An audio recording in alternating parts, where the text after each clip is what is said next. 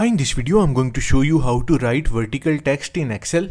Making text vertical in Excel can improve the readability and organization of data, especially when dealing with long headers or labels in a limited space. So let's start the video. First, open up your Microsoft Excel spreadsheet and select the cells where you want to write vertically. So these are the cells. Now click on the Home tab in the Excel ribbon, and in Alignment group, click on Merge and Center button. Now we have the space to write vertically in Excel. So type some text in the cell.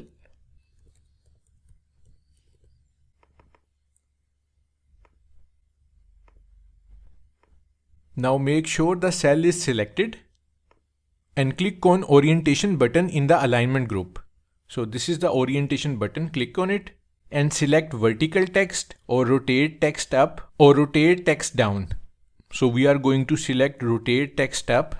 You can center align the text by clicking on this middle align icon. As you can see, the text is vertical now. So that's how to make text vertical in Excel. Thanks for watching.